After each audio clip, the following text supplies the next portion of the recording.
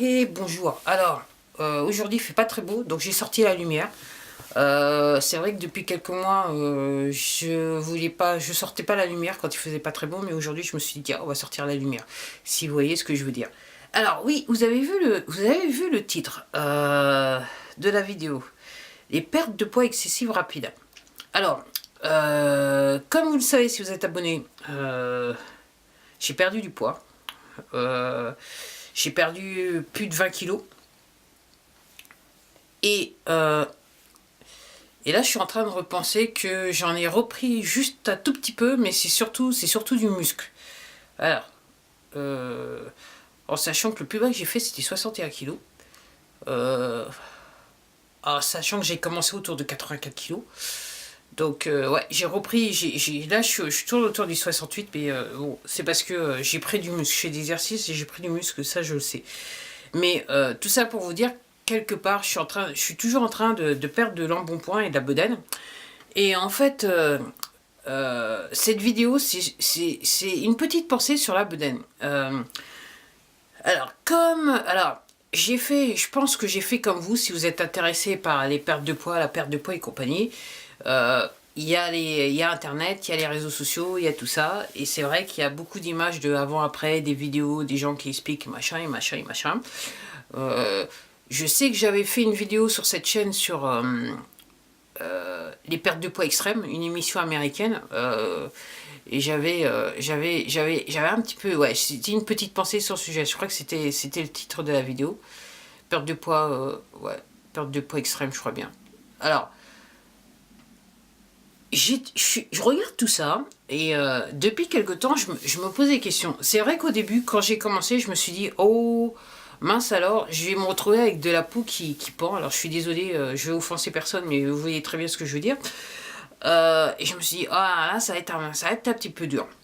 Après, avec le temps, par rapport à ma situation personnelle, c'est vrai que je perds du poids, mais de manière progressive. J'avoue que comme je dis, je suis à peu près à 3 ans dans la démarche.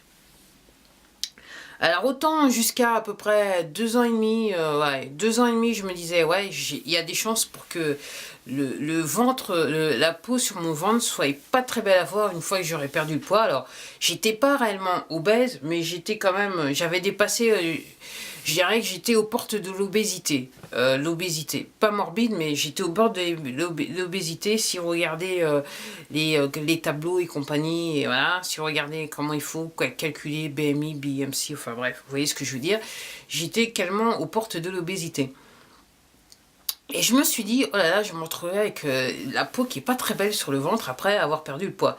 Et comme je suis obligée de le faire, comme je le disais, par rapport à par rapport à ma situation personnelle, je suis obligée de le faire je le fais de manière lente. Là, j'ai une surprise. Alors, j'ai encore perdu de la bedaine. Là, je me dis que l'opération ventre plat, peut-être, je me dis peut-être que cette année 2018, ça va le faire grave. Et je me dis, et je remarque que peut-être, je vais pas me retrouver avec un excédent de peau ou une peau flétrie une fois que le ventre sera plat. Et je me dis, c'est pour ça que j'ai donné ce titre à cette vidéo, une perte de poids excessive.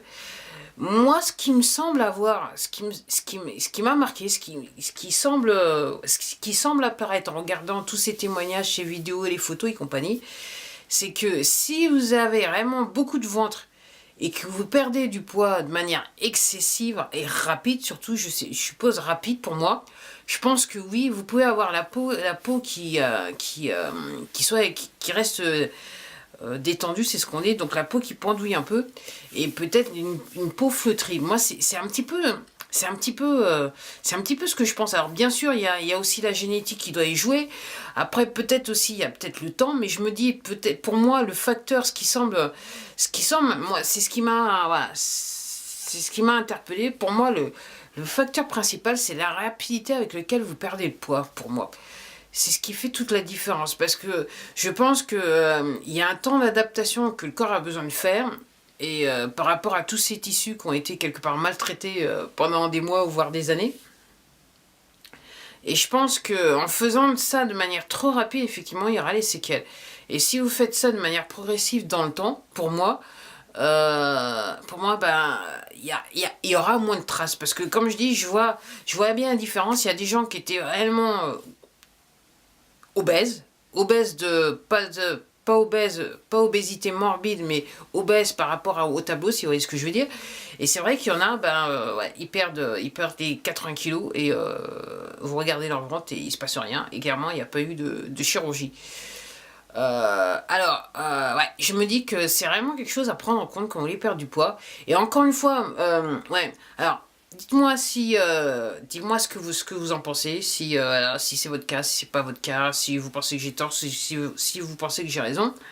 Mais, euh, mais je me dis, oui, c'est pareil que, oui, effectivement, si vous perdez du poids de manière excessive, et de manière extrêmement rapide dans le temps, effectivement, vous aurez tendance à reprendre du poids, tout spécialement si vous faites des régimes drastiques. C'est clairement ce qu'il en ressort. Et je me dis quelque part, c'est alors, j'en reviens aussi, peut-être que j'en reviens. Alors, est-ce que c'est la manière dont vous perdez le poids par rapport à votre alimentation? Si comment ça s'appelle? Si vous vous imposez des restreintes ou si vous mangez bien, mais vous mangez bien de tout, mais de manière modérée, euh, pour les gens qui sont peut-être obèses, j'allais dire morbèses, enfin j'ai dit morbèses, obèses morbides, euh, ou, euh, ou oui, ou enfin, ouais, je me demande aussi si l'alimentation par rapport à ça je ne joue pas un rôle. En tout cas, ce qui est sûr, c'est que faut pas se restreindre. Pour moi, j'en reviens. Pour moi, je suis convaincu que compter les calories, c'est du n'importe quoi. Il faut manger. Après, alors, je dis ça maintenant peut-être parce que je suis végétarienne, mais bon, il faut manger de tout, mais c'est vrai qu'il faut faire attention à son alimentation. Ce que vous mettez dans votre assiette, les calories viennent de ce que vous mettez dans votre assiette et non pas qu'il faut, enfin, je sais pas, compter. Hein, voilà. C'est vrai qu'il y a de la nourriture qui est plus calorique que d'autres, mais encore une fois, pour moi, c'est vraiment plus le type d'aliment que vous mettez et la manière dont les aliments je dirais, vont fonctionner dans le corps, vont être, voilà, vont fonctionner dans le corps, il va y avoir des apports que le corps a besoin et d'autres apports que le corps n'a pas besoin. Et ce dont il n'a pas besoin, en plus, si c'est le mauvais type d'aliment, je pense qu'effectivement, le corps a une manière de gérer qui est peut-être pas la meilleure moyenne, la meilleure manière de manière physique. C'est ce que je pourrais dire. Donc voilà une petite pensée sur le sujet, les pertes de poids excessives. J'avoue que depuis quelques jours, c'est un sujet qui revient inlassablement dans ma tête et je me dis, et à chaque fois je regarde, bon je suis sur Instagram comme tout le monde et je peux pas, voilà. Sur Instagram et de toute façon, hein, sur Instagram et tous les réseaux sociaux, ce que vous pouvez pas éviter, c'est perte de poids, transformation et les chats. C'est ce que je remarque. Le reste, voilà. Après, le reste, c'est les poses super vogue du genre. Si vous voyez ce que je veux dire, vous avez tout compris.